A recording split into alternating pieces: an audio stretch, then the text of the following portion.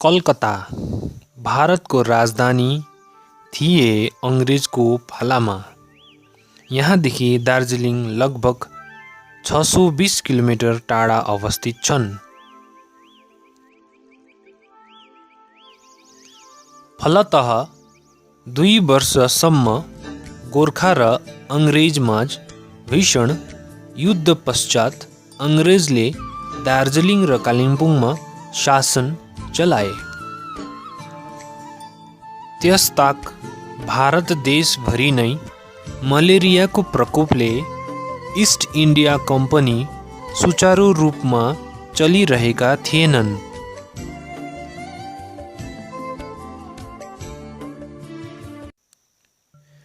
Malaria एउटा लामखुट्टेबाट फैलिने बिमार हो जसले धेरै ज्यान लिँदछन्, तर पहाडको कतिपय ठाउँको निम्ति भने यो वरदान नै भए।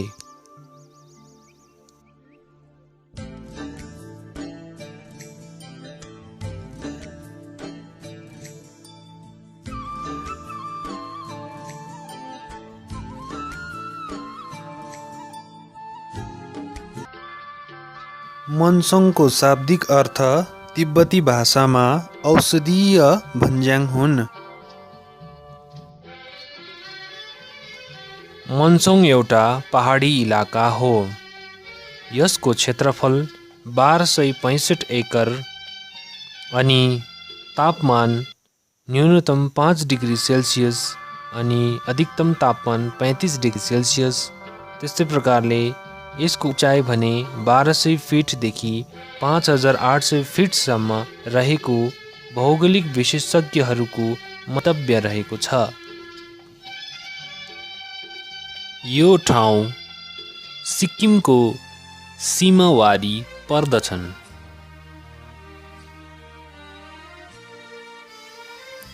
सन् 1862 तिर डाक्टर टोमस एन्डरसनको नेतृत्वमा दार्जिलिङ अन्तर्गत भूभागहरूमा प्रथमचोटि सिन्कोना रोपण कार्य अनुसन्धानको रूपमा आरम्भ भयो।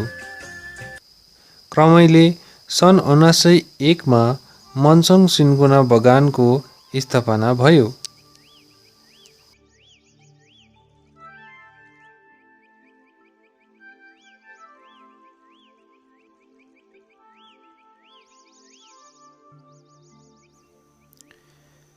सिन्कोना एउटा औषधीय उद्भिद हो। यसले विशेष मलेरियाको औषधि बनाइने गरिन्छ। सिन्कोना भारतका बिरुवा होइनन्। यसलाई दक्षिण अमेरिकाबाट ल्याइएको हो।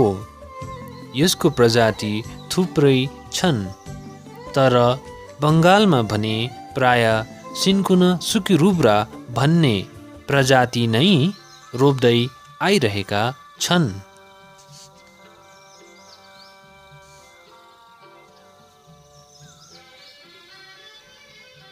सिन्कोनाका पात हरियो रङदेखि राता रङमा परिणत हुँदछ। सिन्कोनाका बोक्राका बाहिरी सतहमा पनि केही सेतो धब्बाहरू हामी देख्न सक्छौँ।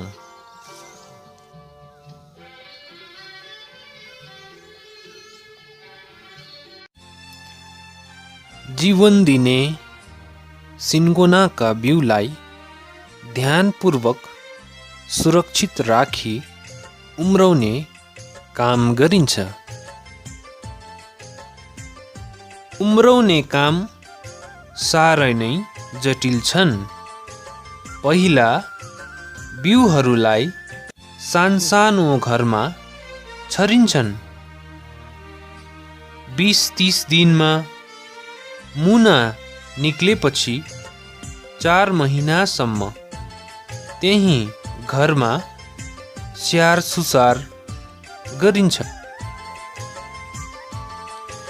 अब बिरुवाहरूलाई गमला आदिमा राखी पहाड जङ्गलका थैलाहरूमा ममतापूर्वक रोप्ने गर्दछन्।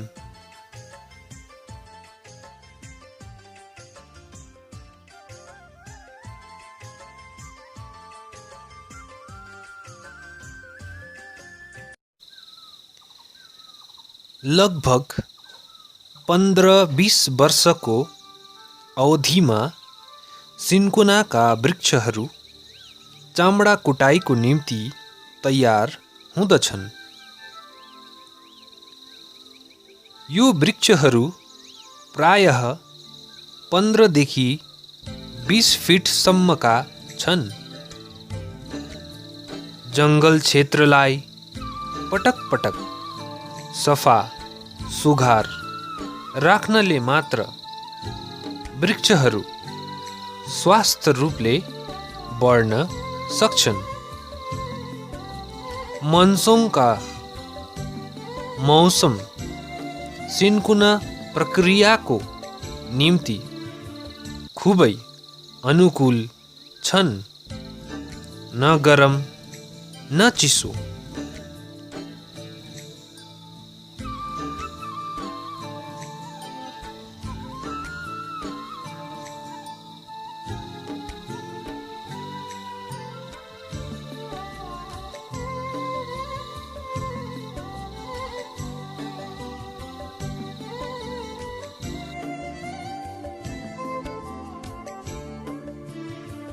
चामडा कुट्नु भनेको सिन्कोनाको बोक्रालाई पिटेर रुखबाट निकाल्नु हो। यो कार्य पनि त्यति सजिलो भने पटक्कै छैन। एक हातले सिन्कोनाका ठुटाहरूलाई पकडी अर्को हातले काठको मार्तोलले पिट्नु पर्छ।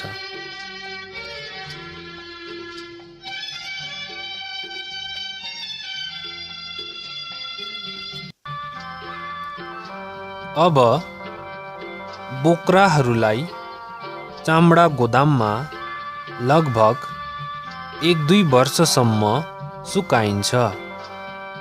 प्रत्येक गोदामलाई सुरक्षा दिन कमानबाट नै एक सदस्यलाई नियुक्त गरेको हुन्छ।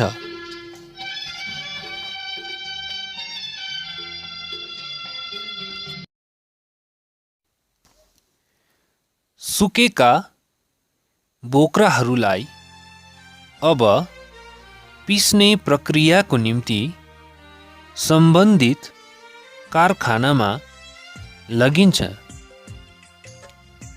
प्रायः रातो फुस्रो रङ्गको सिन्कोना पिठो 17औं शताब्दीतिर नै स्पेन देशमा मलेरिया रोधक आयुर्वेदिक औषधिको रूपमा प्रचलित थिए। वर्तमान सामाजिक सञ्जालको समयमा पनि यो पिठोलाई विद्युत व्यवसायको माध्यमबाट धेरै ग्राहकहरूले किनिरहेका छन्। सन् 1820 मा सिन्कोनाको बोक्राबाट प्रथमचोटि अल्कलोइड अलग गरियो। अल्कलोइड भनेको रसायन पदार्थ हो जो औषधि बनाउन उपयोगी छन् र यी विशेष एल्कलोइडलाई क्विनाइन नामकरण गरियो। सिट्रेट, हाइड्रोक्लोराइड, फोस्फेट, सल्फेट का धातुहरू क्विनाइनमा पाउनाले यसबाट धेरै प्रकारका आधुनिक एलोपैथिक औषधिहरू बनाइन्छन् जो मलेरिया मात्रै नभई मांसपेशीको रोग आदि पनि जाती बनाउँछन्। यद्यपि यी औषधिहरूका दुष्प्रभाव पनि भएकाले चिकित्सकका निर्देश बिना उपयोग गर्नुहुन्न। मन्सङबासीसँगै सिन्कोना पनि बढ्छ, हुर्कन्छ।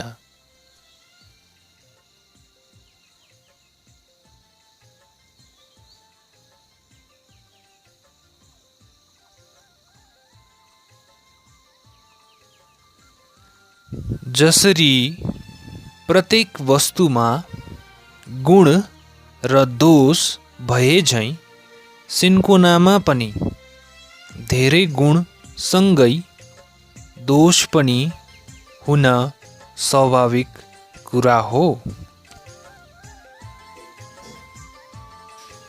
पहिरो रोकथाममा कतिको सहायक छन् सिन्कोना जराहरू? माटोको गुणवत्तालाई यसले नाश गर्छ कि गर्दैन? सिन्कोना जङ्गलले अक्सिजनको स्तरलाई के कस्तो प्रभाव पार्छ? चरा, किरा, फटेङ्ग्रा सिन्कोना वृक्ष एवं जङ्गलप्रति कति निर्भर छन्? यी सबै शोधका विषय हुन्।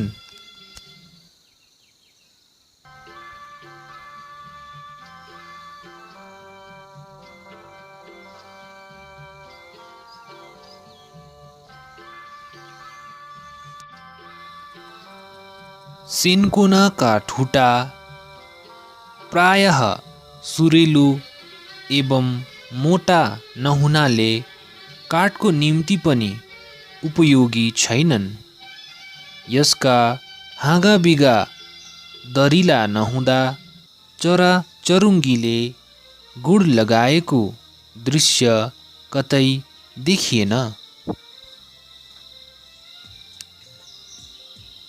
हामी कल्पना गर्न सक्छौँ कि यत्रो क्षेत्रफललाई व्यावसायिक बगानमा स्थापित गर्न पहिला कति धेरै अन्य जातिका पाका वृक्षहरू काटिए होलान्। यद्यपि 100 वर्षभन्दा बेसीको यात्रामा मन्सङबासी र सिन्कोना एक अर्कामा निर्भर छन्। यस्तो घनिष्ठ सम्बन्धले अब त मन्सङको ढुङ्गे पहाडमा स्याहार बिना नै सिन्कोना फलिदिन्छे।